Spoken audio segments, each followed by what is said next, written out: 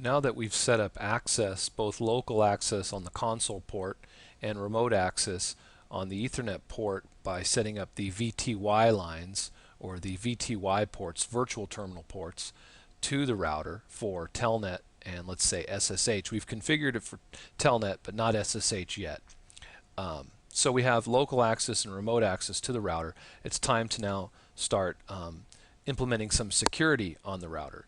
So once again, we're going to get a command line interface to the router. I'm going to cheat by just clicking on the router and using the command line interface here. Notice there is a password. It's a weak one, Cisco. And there's enable password. The enable password, type enable, hit enter, and put in the password. I put the same password for it, which is also weak security. But what we could do is we can now go to global config mode, and we'll say conf tab ter tab configure terminal, hit enter, gets us to global config mode.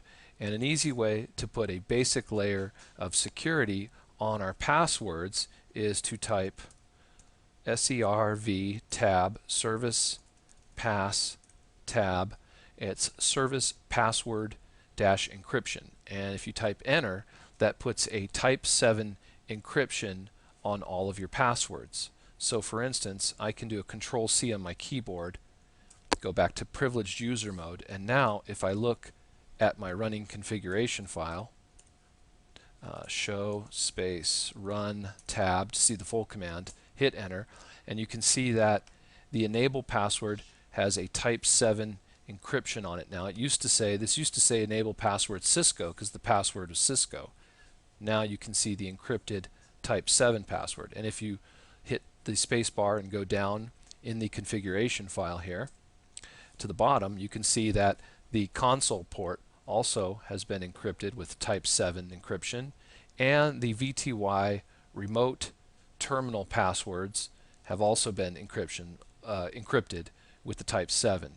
Now, the problem with this is that this type of encryption is not very secure anymore. So if you were to copy this, let's say, you could copy that, right, and go to a website.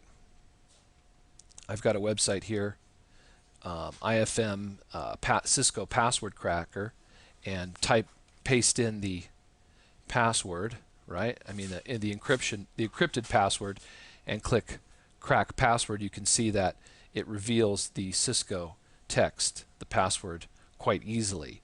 So this type of encryption is now pretty easy to crack. So you want to go beyond just this type of encryption. Now, quick thing that you can do is to change the type 7 password on the privileged user mode, which is the enable password, to an MD5 encryption, which is a lot stronger form of encryption than the type 7. So let's do that. That's a pretty easy one to do. We'll just, in privileged user mode, type conf tab T, or configure T to get to global config mode, and then type, let's say, enable secret, and then you can type your password. And now I'll put in Cisco 1234 for a longer password, Cisco 1234, hit enter, and now I'll do a control C, show run, which is short for show running config, and you can see that I now have an enable secret password of MD5 type, and you can take a look at this encrypted password and see that it's longer. It includes special characters, lowercase and uppercase letters. It just looks more, it looks stronger. We're also going to need to get rid of this one. So to get rid of this password, we'll just say conf T, which is short for configure terminal, and say no enable password Cisco. If we do that, we don't need the password at the end. No enable password. How about that? Great.